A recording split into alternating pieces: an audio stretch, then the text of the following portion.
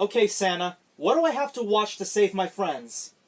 Well, the first movie isn't entirely Christmas related, but it's still awful. It's David Copperfield. They made a film about the famous magician? No, god damn it, why do I keep having to explain this? David Copperfield was a book written by Charles Dickens in 1850. It's not quite as famous as in other books, but it still received many adaptations. The one that I will be showing you is an NBC Christmas special about anthropomorphic animals. Oh, that David Copperfield. Well, that doesn't sound too bad. But it has very little to do with the original story. Ho ho ho! It's really bad. Well then. Hello everybody, this is the M-Crew Dude, and I hope you're all having a very Merry Christmas and hopefully not being held captive, and I guess I'm reviewing David Copperfield, the furry reenactment. The film opens up with a Christmas setting, and the title really wants to convince us that this is Charles Dickens' story, as if this is what he intended to have his story represented as. At the Copperfield house, the family is overjoyed about the birth of David. That is except for Aunt Betsy Trotwood, who strongly desired a niece. Good grief, at this day and age, just be thankful for anything. I don't want a nephew. I want a niece. I hate boys. Boys turn into men, and men... So I guess feminists were just as annoying in the 1800s.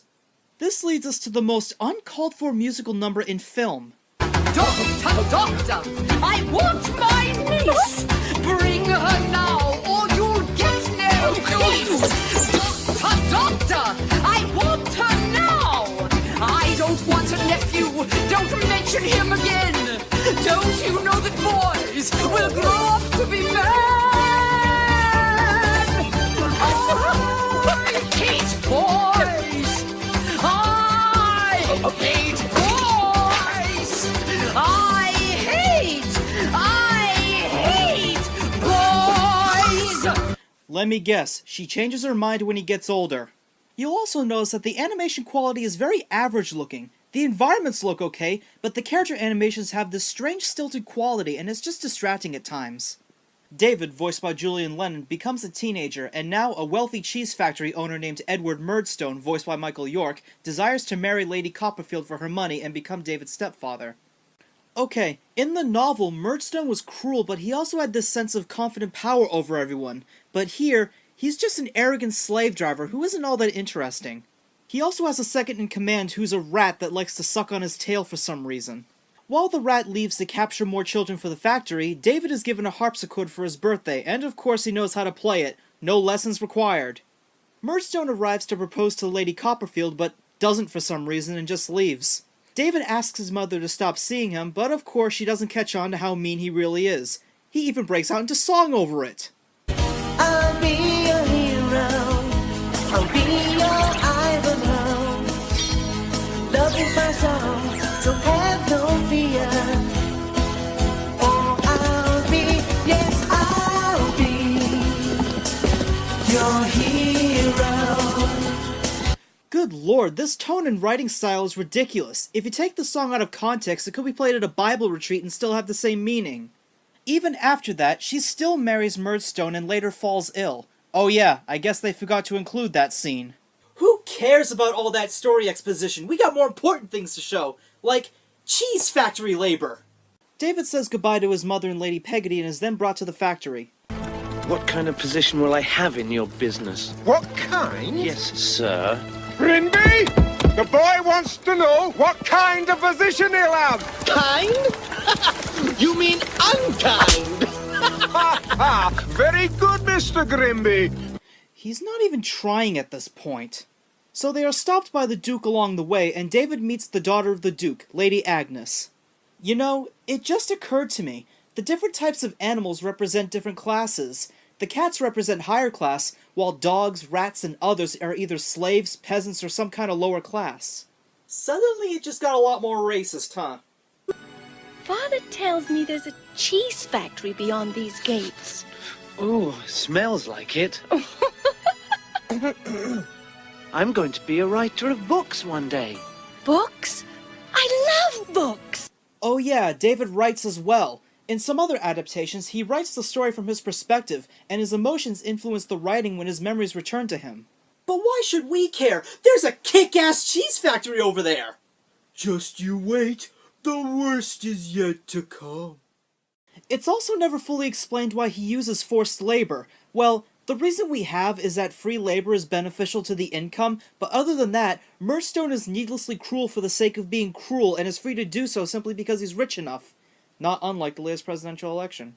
David then befriends a dog named Mealy, voiced by Howie Mandel, who takes the place of James Steerforth from the novel. They also live in the house of the Macabre family, who are monkeys in this adaptation.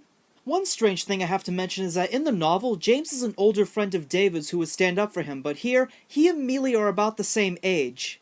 This is odd because we briefly see him on the day of David's birth, so there's really no reason not to establish him as an older character. On David's first day of labor, his hopelessness sets in, realizing that there's little hope of escaping. But you can't escape from the cheese monster. The cheese monster? What's that? Oh, Davy, it's a horrible creature. She can catch the quickest of us, no matter what we try. Did she ever catch you? I felt her giant claws close around my arms and whoosh! I always wanted to fly, but not like that. Ooh, I was scared, Davy. Phew. Face it, you might as well make the best of it. There's a monstrous cheese factory vulture in David Copperfield. Sounds even stupider when you say it. David decides to make the most of the situation by creating more efficient ways to produce and move cheese wheels, much to the frustration of Murdstone. He's made the workers happy! But now they're more efficient. Happiness leads to great expectations! Oh, we can't have that. Misery, on the other hand, keeps them down where they belong. David and Mealy are then sent to the Tower of the Cheese Monster as punishment, where David then tells the story of the Three Musketeers to lighten their spirits. The next day, a group of the most idiotic debt collectors arrive to the Macabre house, and they are tricked into leaving by Macabre himself, who is wearing the ingenious disguise of slightly different clothes. I'm not even joking. After the debt collectors leave, Macabre breaks out into song about how great it is to see the bright side of things through the power of Imagination. It could be a decent song, but the sound mixing is complete garbage. The lyrics are too soft, and the characters constantly talk over it. The following night, David learns another terrible truth. A bunch of deformed creatures known as the Moldies live in the sewers because Murdstone once tried to invent a cheeseless cheese somehow, but it caused the workers who touched it to mutate. Okay, what the hell am I watching? Occasionally there's a heartfelt moment and I do try to get immersed in the story, but whenever something stupid or ridiculous happens, I'm taken right out of it. I'm fine with changes to adaptations, but they have to be changes that make sense. So Agnes manages to sneak into the factory to check on David after he fails to show up to the tea party she invited him to earlier. Is there anyone who will let me love them? Is there anyone? You heard? Well, inability to sing is apparently the one thing they have in common. She then gets found out and forced to leave to meet her father, who decides to not believe her after she explains the situation. Father, the workers are all children. I, the Duke of Catcher, having to apologize to a merchant. They treat them like slaves. Poor Davy had passed out from sheer exhaustion. If word gets round, I'll be a laughingstock. I can hear the prince now. Back at the Copperfield house, David's mother has passed away due to her illness, and a second will was created beforehand to Lady Peggotty. But we can forget all about that with a catchy pop song. You gotta be street smart, quick and sly and street smart. Won't get by to you. Street smart, don't be shy, be street smart. Hold her till you're hard. Lady Peggotty entrusts Mr. Macabre to hide the will, so he puts it in the chimney. The exact same place that the debt collectors broke in through. Perfect! Murdstone discovers that David is hiding this will, so he gets sent to the tower along with Mealy. Look on the bright side. At least we don't have to work. Seems more like a reward than a punishment. Mealy then lies by saying that the guards plan to eat the cheese monster in order to turn her against them. Murdstone and his partner do end up finding the will because, after all, it was hidden in the most inconspicuous place that no one ever looks. David tries to escape by hiding inside of a hollowed-out cheese wheel, but quickly blows his cover when Agnes gets caught by the guards. David and Agnes manage to escape with the help of the reformed cheese monster, and David then tries to request the help of his Aunt Betsy. After a rather boring song sequence, David rescues Agnes from a pack of wild boars, and then Murdstone and his partner shove them off a waterfall. Don't hurt Agnes! I'll give up if you let her go! Push! Stop! Don't worry, I know how to swim. No!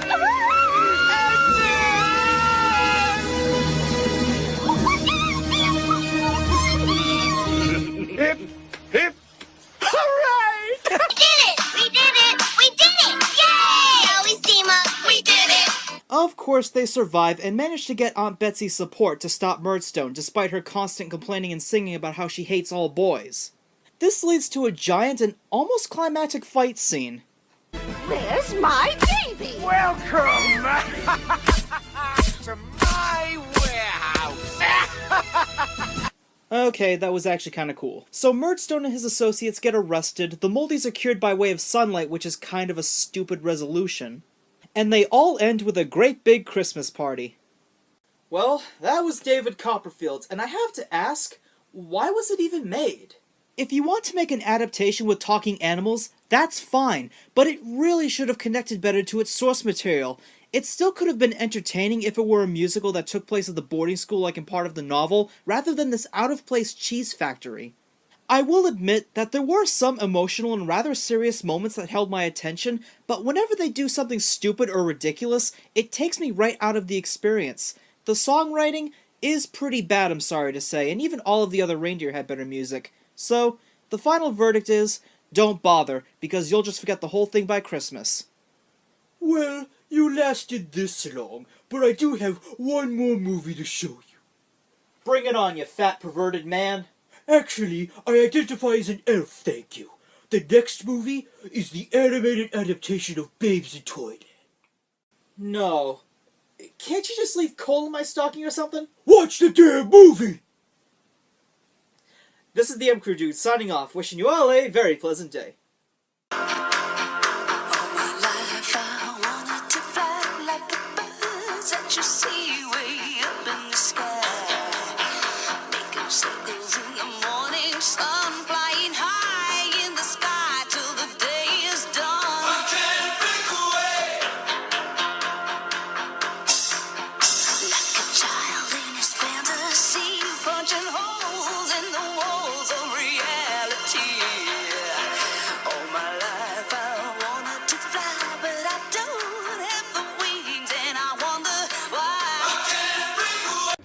Despicable. My, you are well read. My mother needs a doctor!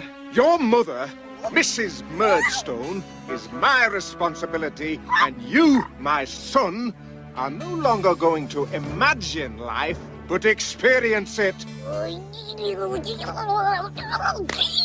Those foolish books and music have given you a false sense of reality, boy. Life is hard. And at times quite cruel. One wrong move and you can be crushed. No! There's a time for everything. And it's time for you to pack. Pack?